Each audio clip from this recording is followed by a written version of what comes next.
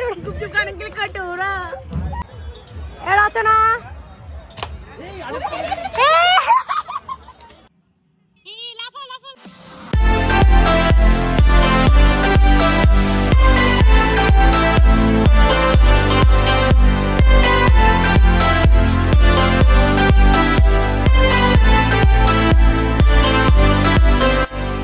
কালকে ছিল জামাই ষষ্ঠী আর তার জন্যই আমরা তো তিনজনে বেরিয়ে পড়ি। তিনজন কেন, বোন এসেছিল আমাদের বাড়িতে ঘুরতে, তো বোনকে নিয়ে আর আমরা দুজন চলে যাই শাড়ি কিনতে, কারণ জামাই ষষ্ঠী মানে গিফট তো কিনতেই হবে। আর সেদিন জামাইয়ের আপন হয়, মেয়েদের হয় না। যাই হোক, তাও আমি চলে গেছিলাম ওর সাথে। আর আমার দুজনেরই চয়েস অতটা ভালো না, বাট বাবার তাও ঠিক আছে বলে ওই চয়েস করছিল, আমি পাশে ছিলাম। তারপরে কিছু আমরা গেঞ্জিও দেখে নিই, আর তার মধ্যে কিছু পছন্দ করিনি। আর তারপরে আমরা চলে আসি বাড়ি, কারণ আমাদের সকাল সকাল কালকে বেরোতে হবে। চলো।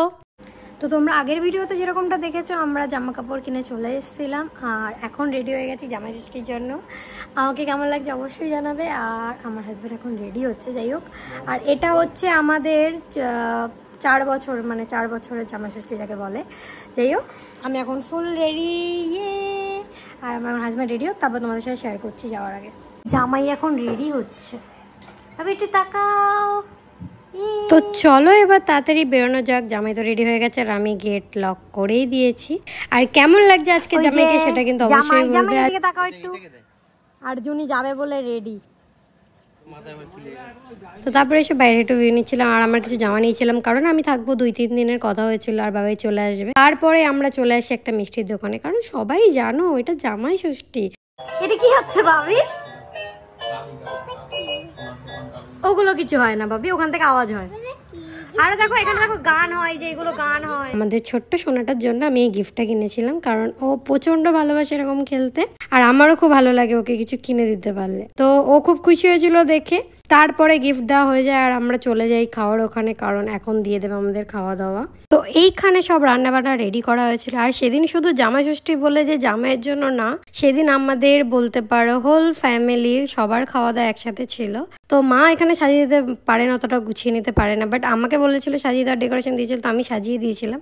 আর এখানে আমাদের শঙ্কু পাপাটা বলতে জামাইকে ওই খাইয়ে দিয়েছে, ওকে শিখিয়েও দিচ্ছে যে ভাতে লেবু দিয়ে খেতে হয়।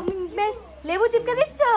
আচ্ছা ঠিক আছে, হ্যাঁ ঠিক আছে, একটু লঙ্কাও খাইয়ে দাও।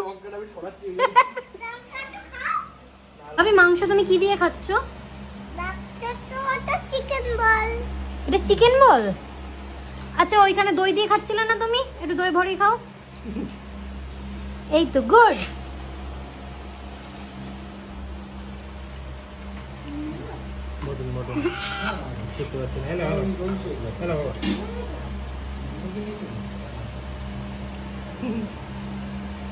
খাও খাও ভাবি খাও। মনে হচ্ছে রান্না বান্না, বিরিয়ানিটা আমি রান্না করলাম এসে। হ্যাঁ সত্যি বলছি, বিরিয়ানিটা আমি রান্না করেছি। তো আমার বাপের বাড়ি ওখানে ছিল চণ্ডী পুজো, আর সেদিনকেই রাতের বেলা চলে এসেছিল আমার কাকু কাকিমারা বাইরে থেকে। তো বুনুরাও এসেছিল আর আমরা ভীষণ মজা করেছি। তো আমরা প্রথমেই চলে যাই মেলার জন্য, আর প্রথমে আমি 3টে বোনকে পাই আর বাকিগুলো গেছিল বাজারে, ভাই আর বোন। তো ওদের সাথে গিয়ে কিছু খাওয়া দাওয়া তো আমরা স্টার্ট করি, আর মেলা মানে খাওয়া দাওয়া আর একটু ঘোরা। তো তারপরে সেকেন্ড বারে আমরা যখন বাড়ি থেকে আবার আসি, তখন ওই সব কটা বুনুকে একসাথে নিয়ে এসে, এই যে আরো 2টো বুনু ভাই সবাই মিলে খুব মজা করেছি আমরা। তো প্রথমে ওখানে গিয়ে আমরা মকটেল খেয়ে নিয়েছিলাম, আর তার আগে তো পাপড়ি চাট খেয়েছি। তো এখানে সবার জন্য আলাদা আলাদা মকটেল ছিল। তো তারপরে আমরা গলা ঠান্ডা করে আবার ঢুকে যাই মেলার ভেতর। মেলায় ঢুকে এবার তো আমরা ইন্টারেস্টিং খেলা শুরু করে দিই, আর এখানে ওরা আলোচনা করছিল কি জিততে হবে, কি সবাই মিলে খেলা হয়েছিল। আর 2-1 জিতেছিল, বোন ওরা কিছু চিরুনি, তারপরে একটা টাফ এরকম টাইপের জিতেছিল। তো ফার্স্টেই বোন জিতে ফেলেছে। আর সেদিন না স্বর্ণা বোনের লাকটা বেশি ভালো দিচ্ছিল, কারণ ও যেটাই খেলছিল কিছু না কিছু জিতছিল। তো তারপরে রচনাও খেলা স্টার্ট করে দেয়, অ্যান্ড শান্তও। তো আর কেউ সেরকম কিছু পায়নি।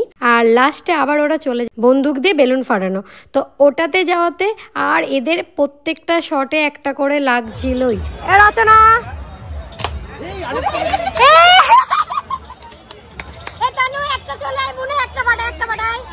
মানে একটা বেলুন ফাটছিল, আর আমি ভাবছি তোরা কি এম করে খেলছিস না অটোমেটিক ফাটছে। তো জানি না কেন স্বর্ণার লাকটা একটু বেশি ভালো চলছিল সবার থেকে। তো সবাই ভালোই খেলেছিল আর আমরা তো ভীষণ মজা করেছিলাম।